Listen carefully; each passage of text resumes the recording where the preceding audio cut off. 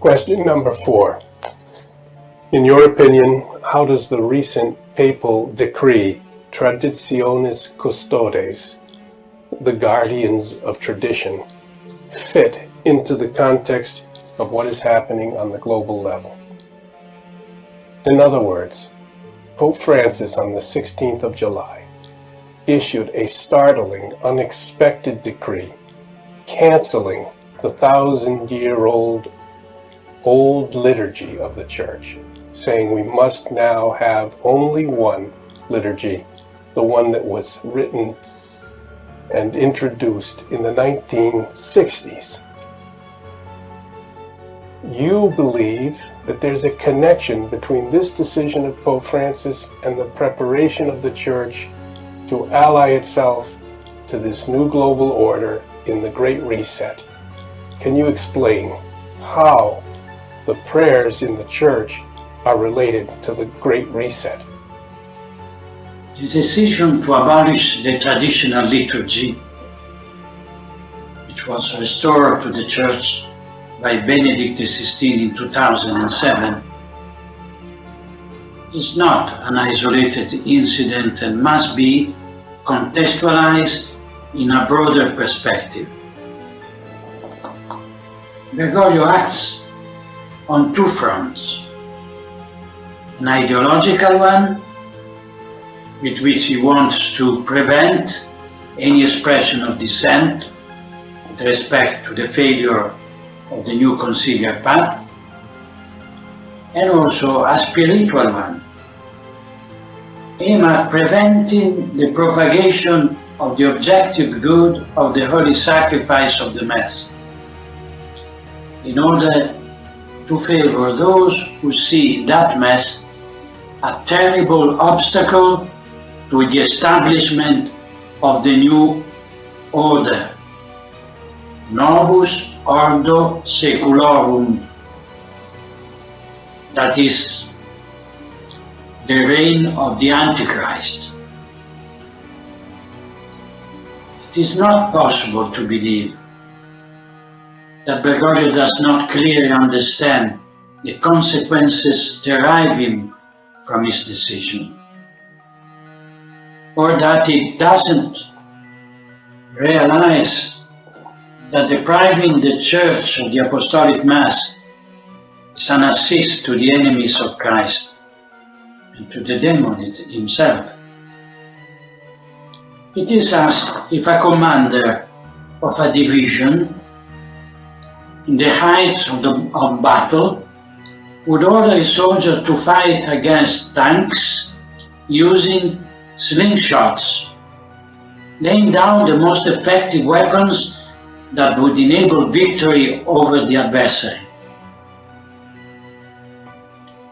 I am convinced that the faithful, numerous priests and some bishops are beginning to understand, and for this reason they wonder how it can be possible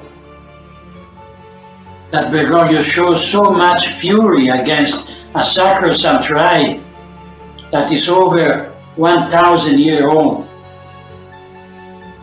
unless he sees in it a threat to the realization of the globalist plan that he supports. By the grace of God, the faith of the Church is not in the hand of the Argentine, over whose remains the Vatican virtues has already hovered.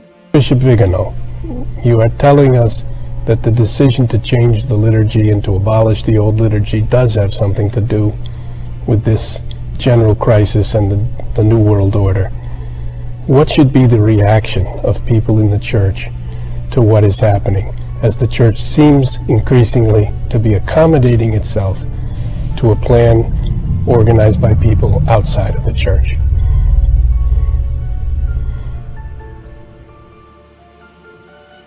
Well, we find ourselves trapped in an impasse, a dead end, from which we cannot escape as long as we do not recognize it for what it is.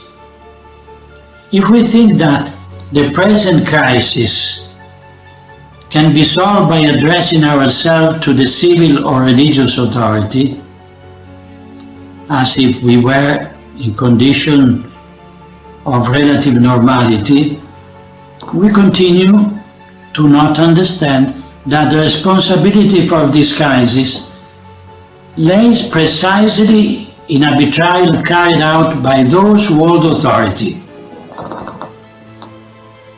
We cannot ask for justice for a wrong we have suffered if the judge were to condemn those who infringe on our rights is their accomplice. We cannot turn to a politician expecting them to revoke the violation of our fundamental freedoms if they are the very ones voting for those violations in Parliament, because they obey those who pay them or blackmail them. And we cannot ask the bishops, and even less the Holy See, to protect the rights of the faithful when bishops and the Vatican itself consider our request as a threat to the power they hold and to the bankrupt ideology they defend. You have spoken of feeling that we are at an impasse, a dead end, both in the church and in the world. You've described a type of alliance between the deep church and the deep state, which you feel is not in keeping with traditional Christian teaching or with traditional desire for freedom of the free peoples of the democratic West. But if you are preaching this dead end or impasse, what are you suggesting to people?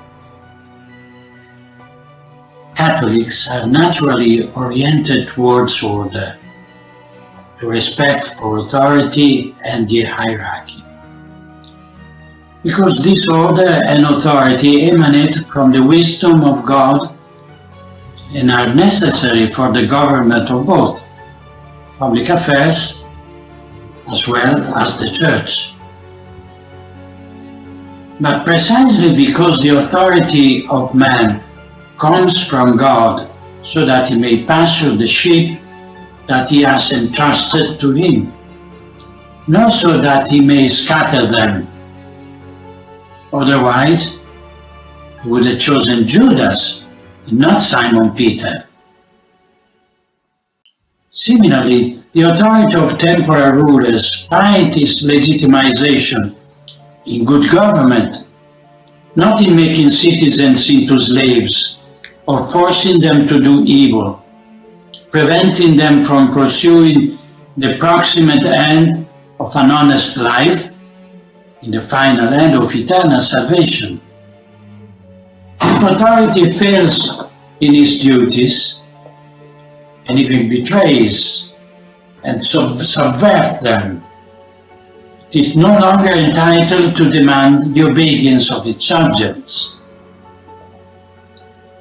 Obedience, which is a virtue linked to justice, does not consist in a critical submission to power, because in doing so, it degenerates into servility and complicity with those who do evil. No one can impose obedience to intrinsically evil order, or recognize authority in those who abuse it to indulge evil. Thus, those who resist an illegitimate order apparently disobey the one who gives it, but they obey God, whose power is however exercised by the vicarious authority against its purpose, that is against God Himself. Your Excellency, you've spoken of the distinction between legitimate authority and illegitimate authority, between legitimate commands that we should obey and illegitimate commands that we should not obey and resist. But how can we distinguish between them? Isn't it true that St. Paul, in his letter to the Romans, spoke very clearly about the necessity for Christians to obey the constituted authorities? What do you say? St. Paul was a Roman citizen, and as such, he had before him the example of the power regulated by laws that later formed the basis for the law of Western nations, and which were also adopted by the Church.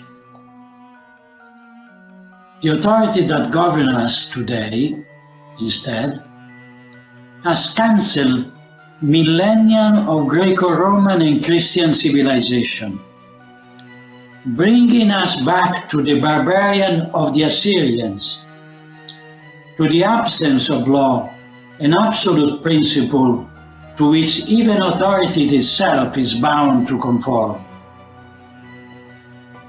Those who hold power present themselves as representative of the people, but in fact, they act against the people, without any constraint, without limits, either from above, since they have cancelled the divine origin of the power of those who govern, nor from below, since they do not allow citizens to elect their own representative unless they are certain they can manipulate the vote to their own advantage. I would like to underline this barbarization of the law, which in my opinion is the cause of the crisis of authority, of its perversion and its brazen arrogance. These tyrants, barricaded in their palaces, guarded by armed guards, behave like Sennacherib. They find authority in themselves, in a delirium of omnipotence, guaranteed to them by the availability of financial, political, and media means. And what leaves us disconcerting is that the masses allow themselves to be tyrannized, precisely in an area that has made revolution one of the key themes of modernity, to the point of introducing its principle right into the sacred precinct with Vatican II. From a genuinely Catholic perspective, however, chaos manifests itself both in rebellion against good authority and in servile obedience to evil authority, in a subversion that we have today right before our eyes, that leaves us incredulous in its anachronistic arrogance.